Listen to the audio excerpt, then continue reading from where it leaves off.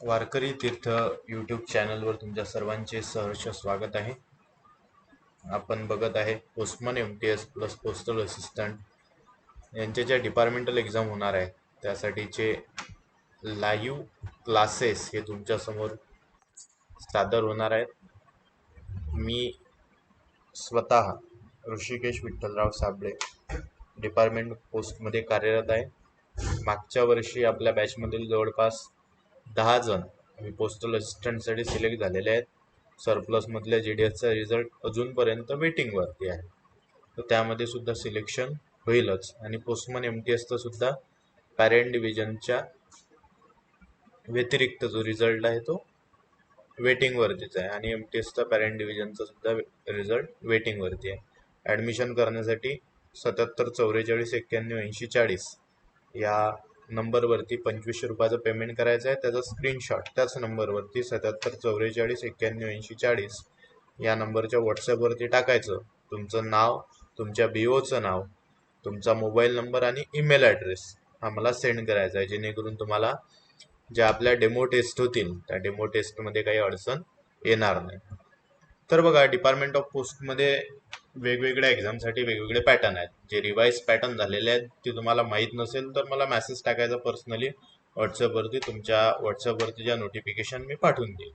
आणि जर डाउनलोड केल्या नसतील आपल्या PO गाईड पार्ट 1, 2 तर मी त्या ग्रुपवरती टाकून दिला आपल्या, त्या रेफर करून घ्यायच्या. ऑर्गनायझेशन PO गाईड पार्ट 1 मध्ये आपण बघणार आहे ऑर्गनायझेशन. ऑर्गनायझेशन म्हणजे काय रे? तर आपली ऑर्गनायझेशन म्हणजे एक संस्था आहे. कोणतीही संस्था जी असते ती कशा प्रकारे कार्य करते, तर एक संस्थेचा प्रमुख असतो. तो संस्थेचा प्रमुख त्या संस्थेला चालवतो. मग आपल्या संस्थेचा प्रमुख कोण आहे? तर ऑर्गनायझेशन मध्ये सगळंच दिलेलं आहे की संस्थेचा प्रमुख कोण आहे, किती सर्कल्स आहेत, काय आहे. तर ते आपण टप्प्या बाय टप्प्यानं बघणार आहे. तर एक लक्षात घ्या, हे PO गाईड जे आहेत त्या रेफरन्ससाठी फक्त आणि फक्त पब्लिकच्या रेफरन्ससाठी आहेत, तुमच्या रेफरन्ससाठी नाहीत. तुमच्या रेफरन्ससाठी जर तुम्हाला रुलिंग हवे आहेत तर तुम्हाला व्हॉल्यूम वाचा. व्हॉल्यूम म्हणजे रुलिंग आणि PO गाईड म्हणजे जस्ट जे पब्लिकसाठी जे मार्गदर्शक तत्वे आहेत ते मार्गदर्शक तत्वे हे पब्लिकसाठी यामध्ये दिलेले असतात. तर बघा, ऑर्गनायझेशन म्हणजे एक संस्था आहे. आपली पोस्ट ऑफिस म्हणजे काय? एक संस्था आहे. तर आपण त्याकडे वळूयात. The postal department is under the administrative control of director general of post office. म्हणजे आपल्या संस्थेचा प्रमुख कोण आहे? ऍडमिनिस्ट्रेशनचा.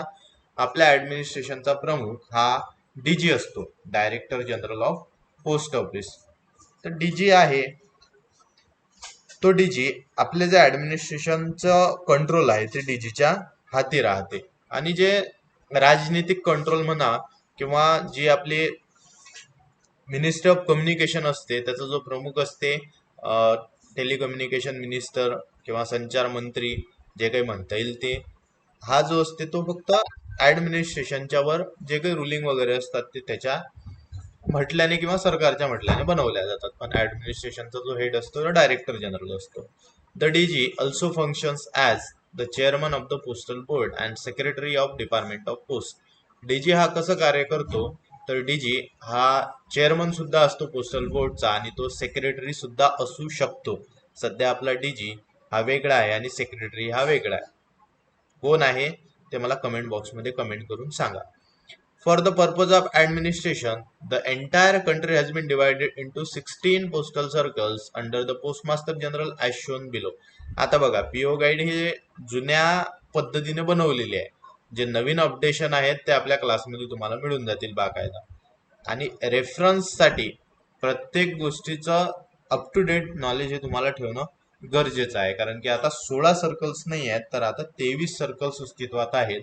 ते PO गाईड ज्यावेळेस बनवली असेल त्यावेळेसचीच आपण रेफर करत आहे. त्यामुळे आणि अपडेशन डिपार्टमेंटनी केलेलं नाही आहे, त्यामुळे तुम्हाला 16 वाचा त्याला. पण सध्या 23 सर्कल्स आहेत. ते सर्कल्स आणि त्याचे जे हेडक्वार्टर्स आहेत ते मी तुम्हाला सांगत आहे, ते तुम्ही लिहून घ्या. या सर्कल्स आणि हेडक्वार्टर्स आपण कशासाठी लिहून राहिलो? तर सर्कल्स आणि हेडक्वार्टर्स एखाद्या वेळेस पेपरमध्ये डायरेक्ट विचारते किंवा आपल्या महाराष्ट्र सर्कलचं जे हेडक्वार्टर आहे ते कुठे आहे. तर जनरली एक गोष्ट लक्षात घ्या, त्या राज्याची जी राजधानी असते ती सर्कल म्हणून फंक्शन करते. जनरली लक्षात घ्या, त्या राज्याची जी पर्टिक्युलर राजधानी असेल ते सर्कल म्हणून फंक्शन करते. कोठे कोठे हा रूल लागू पडत नाही. तर बघा, नोट्स मध्ये तुम्हाला काय लिहायचंय पहिल्यांदा, किंवा पोस्टल डिपार्टमेंटच्या ऍडमिनिस्ट्रेशनचा हेड हा डायरेक्टर जनरल असतो. पोस्टल डिपार्टमेंटच्या ऍडमिनिस्ट्रेशनचा हेड हा डायरेक्टर जनरल असतो. डायरेक्टर जनरलच्या समोर लिहा महानिदेशक पोस्ट ऑफिस. महानिदेशक पोस्ट ऑफिस हा असतो. त्यानंतर दुसऱ्या पॉइंटवर टाका, सध्या पोस्ट ऑफिसचे 23 सर्कल अस्तित्वात आहेत. सध्या पोस्ट ऑफिसचे 23 सर्कल हे अस्तित्वात आहेत. थर्ड पॉइंट मध्ये लिहून घ्या, पहिला नंबर ते 23 नंबर मध्ये सिरियल नंबर मध्ये टाकून द्यायचं. त्याच्यासमोर एक कॉलम करायचा, त्यामध्ये लिहायचं सर्कल, आणि दुसऱ्या कॉलम मध्ये ते लिहायचं हेडक्वार्टर. 1 ते 23 पर्यंत नंबर टाका. पहिल्या वरच्या लाईन मध्ये सर्कल लिहा आणि त्याच्यासमोर लिहा हेडक्वार्टर 2 कॉलम मध्ये. पहिलं जे सर्कल आहे ते आंध्र प्रदेश टाका. सर्कलच्या खाली लिहा आंध्र प्रदेश आणि मुख्यालयाच्या समोर लिहा विजयवाडा. मुख्यालयाच्या समोर लिहा विजयवाडा. त्यानंतर सेकंड नंबरला टाका आसाम. सेकंड नंबरला टाका आसाम. त्याच्या समोर लिहा गुवाहाटी. आसामच्या समोर लिहा गुवाहाटी. त्यानंतर थर्ड नंबरला लिहा बिहार. थर्ड नंबरला टाका बिहार. बिहार. बिहारची राजधानी काय आहे? पटना. थर्ड नंबरला टाका बिहार. बिहारची राजधानी पटना. त्यानंतर फोर्थ नंबरला टाका छत्तीसगड. फोर्थ नंबरला छत्तीसगड. छत्तीसगडची राजधानी रायपूर. छत्तीसगड. छत्तीसगडची राजधानी रायपूर. त्यानंतर लिहा दिल्ली. दिल्ली. दिल्लीचं जे मुख्यालय आहे ते नवी दिल्ली आहे. दिल्लीचं मुख्यालय नवी दिल्ली आहे. गुजरात. गुजरातचं जे मुख्यालय आहे, गुजरातचं जे मुख्यालय आहे, गुजरातचं मुख्यालय जे आहे ते लिहा अहमदाबाद. गुजरातचं मुख्यालय अहमदाबाद.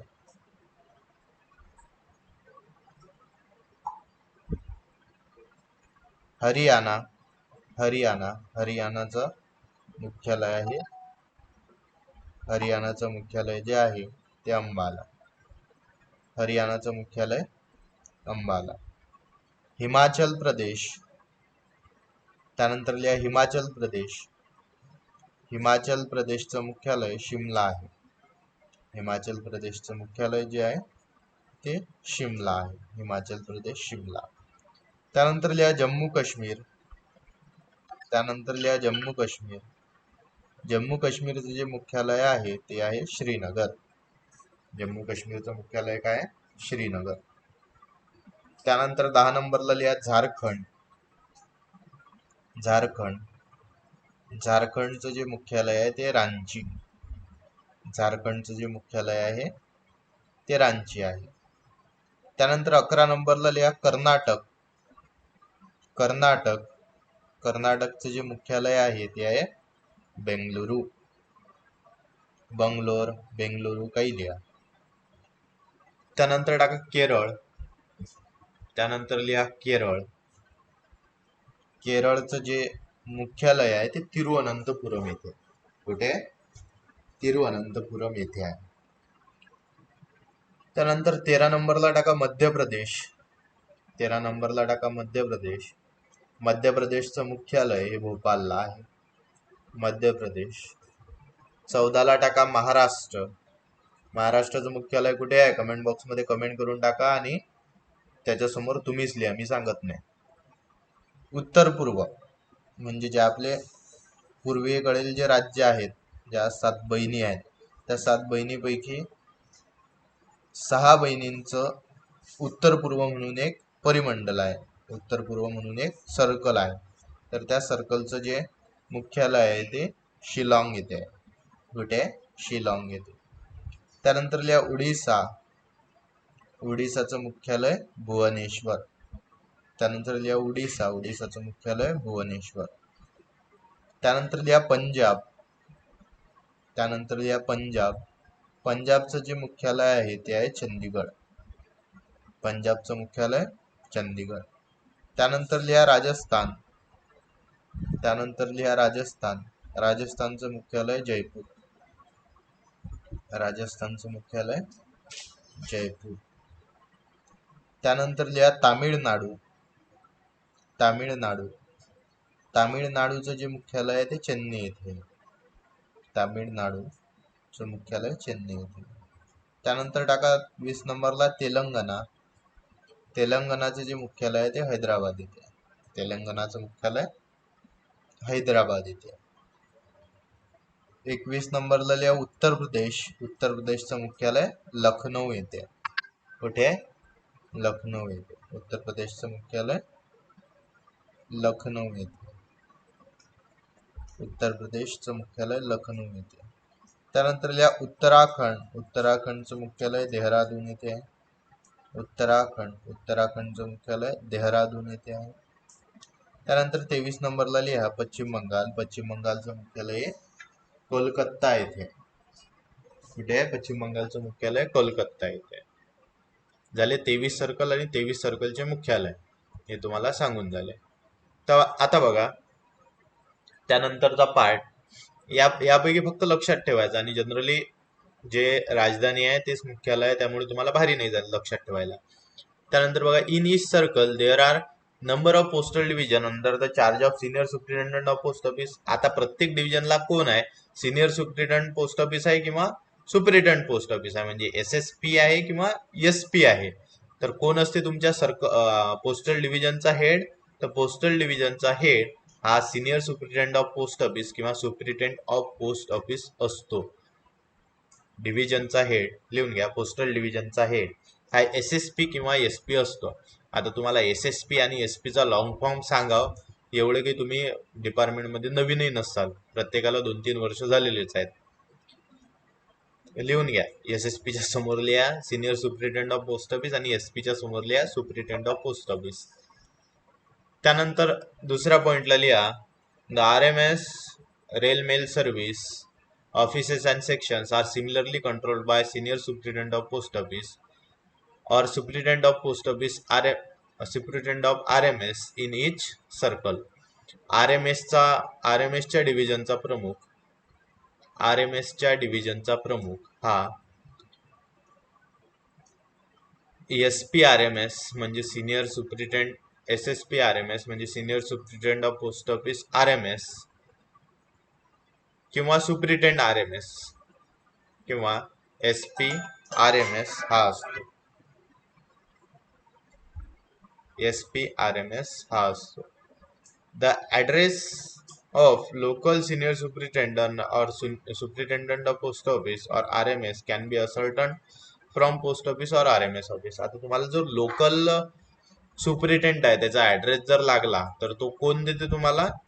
कोणत्याही पोस्ट ऑफिसमध्ये तुम्ही गेले तिथं पाटी लिहिलेलीच असते की बाबा वरिष्ठ अधिकारी किंवा वरिष्ठ कार्यालयासाठी संपर्क करण्यासाठी खाली सुप्रिटेंडंटचं नावच लिहिलेलं असते. ते तुम्हाला प्रत्येक ऑफिसला मिळून जाते किंवा प्रत्येक RMS ऑफिसला मिळून जाते. त्यानंतर महत्वाचा पॉइंट आहे, महत्वाचा पॉइंट नोट डाऊन करून घ्या. The head of Army Postal Service is Director Army Post Service, Army Headquarters, QMG Branch, New Delhi 11. Army postal सर्व्हिसचा म्हणजेच APS चा, आर्मी पोस्टल सर्व्हिस ब्रॅकेटमध्ये APS टाका, APS चा हेड हा डायरेक्टर APS नवी दिल्ली येथे असतो. डायरेक्टर APS नवी दिल्ली येथे असतो. डायरेक्टर APS नवी दिल्ली येथे असतो. स्टार मध्ये पॉइंटला करून घ्यायचं, स्टार करायचं पॉइंटला. जे महत्वाचे पॉइंट आहे ते सांगेल तुम्हाला, स्टार करून घ्यायचं त्याला. त्यानंतर बघा आता पोस्ट ऑफिस हे संस्था आहे, मग संस्थेचे काही प्रकारही असतील. आपण डिव्हिजन पर्यंत आलो. सर्कल बघितले, नंतर डिव्हिजन बघितलं. आता डिव्हिजन पर्यंत आलो आपण. तर मग त्या डिव्हिजन मध्ये काही पोस्ट ऑफिसही असतील, त्याचे प्रकारही असतील. तर मग ते कसे ते बघूयात. Types of post office. Post ऑफिसचे प्रकार. Post office are divided into 3 classes. Post office हे 3 क्लासमध्ये डिवाइड केले जातात. पोस्ट ऑफिस हे 3 क्लासमध्ये डिवाइड केले जातात, किंवा तीन प्रकारचे पोस्ट ऑफिस हे अस्तित्वात आहेत. एक लिहा हेड पोस्ट ऑफिस. पहिल्या नंबरला लिहा हेड पोस्ट ऑफिस. पहिल्या नंबरला लिहा हेड पोस्ट ऑफिस. दुसऱ्या नंबरला लिहा एसओ, जिथे तुम्ही ब्रांच पोस्ट ऑफिस वाले जातात, किंवा जनरली आमचे जे पोस्टमन एमटीएस आहेत, जे पीए साठी प्रिपरेशन करून राहिले, ते सब ऑफिस मध्ये काम करतात. सब पोस्ट ऑफिस. सब पोस्ट ऑफिस. थर्ड नंबरला लिहा ब्रांच पोस्ट ऑफिस. पहिले त्याला ईडी ब्रांच पोस्ट ऑफिस म्हणतात, extra departmental branch post office. आपल्याला काही घेणदेण नाही आहे, सध्या त्याला ब्रांच पोस्ट ऑफिस असे म्हणतात. 3 टाईप बघितले, हेड ऑफिस, सब ऑफिस आणि ब्रांच पोस्ट ऑफिस. आता जनरली पहिला आणि दुसरं जे आहे हेड ऑफिस आणि सब ऑफिस, हे जनरली सारखंच काम करते. थोडेसे डिफरन्स आहेत हेड ऑफिस आणि सब ऑफिस मध्ये, पण पब्लिकच्या दृष्टिकोनातून सर्व कामे सारखंच. पब्लिकच्या दृष्टिकोनातून सर्व कामे सारखंच आहे. आणि पीओ गाईड तुम्हाला पहिलेच सांगितलं, पीओ गाईड म्हणजे पोस्ट ऑफिसचे रुलिंग नव्हे. पीओ गाईड फक्त रेफरन्स साठी आहे, ते पब्लिकच्या. आणि तुम्ही पेपर देऊन राहिले, पब्लिक संबंधीचं जे नॉलेज आहे ते तुम्हाला असावं, म्हणून पीओ गाईड तुम्हाला अभ्यासाला दिलेला आहे. जे व्हॉल्युम्स आहेत ते आपले फायनल असतात. व्हॉल्यूम म्हणजे आपले रूल्स. तर बघा, the first 2 classes of office normally transact all types of postal businesses. पहिले जे 2 टाईप आहे, म्हणजे हेड ऑफिस आहे आणि सब ऑफिस आहे, हे सारखंच काम करतात. म्हणजे सगळे फंक्शन्स जे आहेत ते जनरली सारखेच आहेत त्यांचे. Facilities are generally provided at branch post office for main items of postal work like delivery, dispatch of mail, booking of registered articles and parcel, accepting SB deposit and effecting SB withdrawal, issue or payment of money orders through in restricted manner. आणि generally जे branch post office आहेत तेही सुद्धा post ऑफिसचे जे works आहेत, म्हणजे PO, जे खेड्यात असतात किंवा एकाच ठिकाणी शहरातही आहेत ब्रांच ऑफिसेस. तर ते ब्रांच पोस्ट ऑफिस काय करतात, पोस्टल वर्क जसे डिलिव्हरीचं आहे, डिस्पॅच ऑफ मेल आहे, रजिस्टर आर्टिकल्स किंवा स्पीड पोस्टचं बुकिंग आहे, पार्सलचं बुकिंग आहे, एसबीचं डिपॉझिट किंवा एसबीचे विड्रॉल आहेत. पण एसबीच्या डिपॉझिट आणि एसबीच्या विड्रॉलला काय असते, लिमिट असते. काय असते, लिमिट असते. पोस्ट ऑफिस मध्ये जे एसबीचे डिपॉझिट होतील ब्रांच ऑफिस मध्ये, त्याला सर्टन ही लिमिट्स असतील. त्या सर्टन लिमिट्सच्या अकॉर्डिंग तुम्ही तिथं पेमेंट करू शकाल. Issue and payments of money order, म्हणजे तिथून काही मनी ऑर्डर केल्या पण जातील आणि तुमचं पेमेंट पण मनी ऑर्डरचं ब्रांच पोस्ट ऑफिस मधून होऊ शकेल, पण थ्रू इन रेस्ट्रिक्टेड मॅनर. म्हणजे जे नियम असतील त्या नियमाप्रमाणे होईल. पहिले 5,000 होतं, आता चेंज होऊन लिमिट वाढली, तर त्यानुसार तुम्हाला पेमेंट तिथून मिळेल. So, far as the public is concerned, there are generally no difference in character of the service rendered by sub post office and head post office except in regards to PO saving bank transaction. जे सब office आणि post office आहेत, तुम्हाला मी मगाच सांगितलं की बाबा पब्लिकच्या दृष्टिकोनातून सगळं सारखंच काम करते, पण काही जे ट्रान्झॅक्शन आहेत पीओ सेव्हिंग बँकचे ते फक्त हेड ऑफिसला होतात, ते ब्रांच ऑफिसला किंवा सब ऑफिसला होत नाहीत. जसं वेस्टर्न युनियनचे ट्रान्झॅक्शन आहेत ते फक्त हेड ऑफिसला होतात. काही POPSK चे ट्रान्झॅक्शन आहेत पोस्ट ऑफिस पासपोर्ट सेवा केंद्र हे हेड ऑफिसलाच आहेत. पहिले जे आधार केंद्र होते ते फक्त हेड ऑफिसला होते, आता सब ऑफिसला पण आले. अशा प्रकारे काही चेंजेस असतात. आणि सेव्हिंग बँकच्या संदर्भातले चेंजेस असतात. काही जे ट्रान्झॅक्शन आहेत ते फक्त हेड ऑफिसलाच होतात, ते सब ऑफिस करू शकत नाही.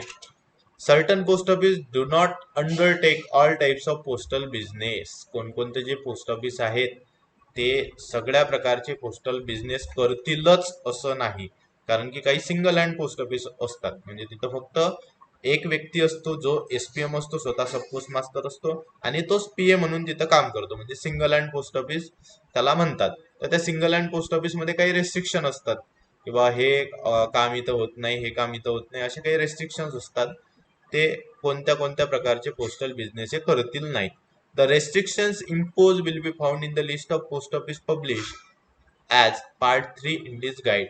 आता पार्ट 3 मध्ये त्यांनी काही जे काम करत नाहीत ते दिलेलं आहे, इग्नोर करा, काही कामाचं नाही आपल्या. त्यानंतर नोट मध्ये पहा, the head office in more important cities are in the charge of gazetted officers, such as head office are referred to as first class head office. First class head postmaster exercise all powers of superintendent of post office in regards to their own offices. आता बघा, जे मोठ्या मोठ्या सिटीतले head office आहेत तिथे gazetted officer हे functions करतात postmaster म्हणून. जे senior superintendent of post office असतात किंवा सुपरिटेंडेंट ऑफ पोस्ट ऑफिस असतात, असिस्टंट सुपरिटेंडेंट, ते पोस्टमास्टर म्हणून तिथे कार्यरत असतात. म्हणजेच त्या पोस्ट ऑफिसला काय म्हणू आपण, हेड पोस्ट ऑफिस म्हणू, first class head post office म्हणू. आणि तिथे सिनियर सुपरिटेंडेंट रँकचे जे ऑफिसर्स असतात ते कार्यरत असतात, गॅझेटेड ऑफिसर्स असतात ते कार्यरत असतात. आणि जसे सिनियर सुपरिटेंडेंट ऑफ पोस्ट ऑफिसला त्याचे ज्युरिडिक्शन म्हणजेच त्याच्या डिव्हिजन मध्ये जसे पॉवर आहेत, तसेच या पोस्टमास्टरला त्याचे ज्युरिडिक्शन म्हणजे त्याच्या हेड पोस्ट ऑफिस मध्ये तशा प्रकारचे पॉवर राहतील, खर्चाचे वगैरे किंवा इतर जे पॉवर्स असतात ते. त्यानंतर नोट मध्ये लिहून घ्या, खूप महत्वाचं आहे, नोट मध्ये लिहून घ्या, खूप महत्वाचं आहे. व्हॅल्युएबल आर्टिकल्स आणि मनी ऑर्डर, म्हणजे मूल्यदेय वस्तू आणि ज्या मनी ऑर्डर्स आहेत त्या आर्मी पोस्ट ऑफिसच्या ऍड्रेसवर बुक होऊ शकत नाहीत. त्या आर्मी पोस्ट ऑफिसच्या ऍड्रेसवर बुक होऊ शकत नाहीत. खूप महत्वाचा पॉइंट, आर्मी पोस्ट ऑफिसच्या ऍड्रेसवर बुक होऊ शकत नाहीत.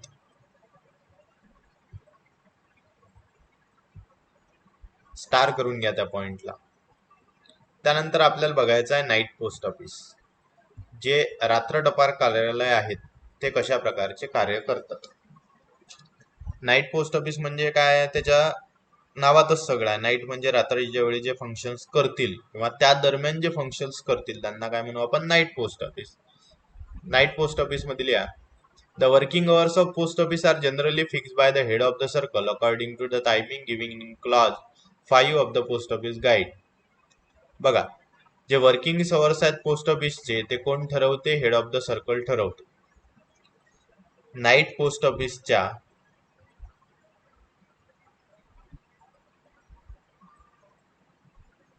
किंवा पोस्ट ऑफिसचे जे कामाच्या वेळा आहेत, पोस्ट ऑफिसच्या कामाच्या ज्या वेळा आहेत त्या हेड ऑफ द सर्कल म्हणजे सर्कलचा प्रमुख ठरवते. स्टार मध्ये करून घ्या त्याला. However, the Director General may extend the working hours of any post office up to 8:30 PM, keeping them open on Sunday also. Star मध्ये लिहून घ्या. डायरेक्टर जनरलला पावर असतात की तू पोस्ट ऑफिस हे रात्री 8:30 पर्यंत, पोस्ट ऑफिसच्या कामाच्या वेळा ह्या रात्री 8:30 पर्यंत सुरू ठेवू शकतो आणि त्यांना रविवारी सुद्धा चालू ठेवू शकतो. या पोस्ट ऑफिसला नाईट पोस्ट ऑफिस असे म्हणता येईल. या पोस्ट ऑफिसला जे रात्री 8:30 पर्यंत कार्य करतील त्याला नाईट पोस्ट ऑफिस असे म्हणता येईल. आणि डायरेक्टर जनरलनी दिलेले किंवा डायरेक्टर जनरलनी ऑथराईज केलेले सर्व ट्रान्झॅक्शन त्या ऑफिसमध्ये होतील.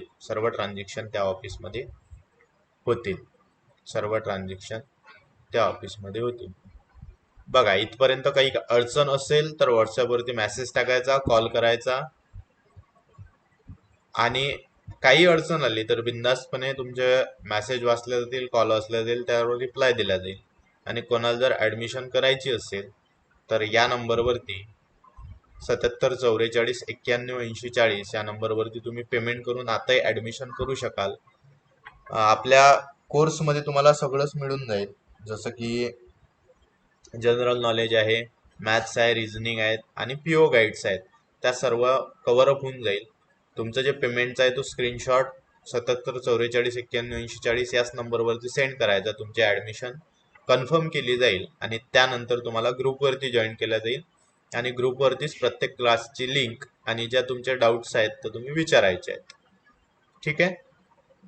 उद्या आपण नाईट पोस्ट ऑफिसचे समोरचे जे पार्ट्स आहेत ते बघणार आहे. थँक्यू.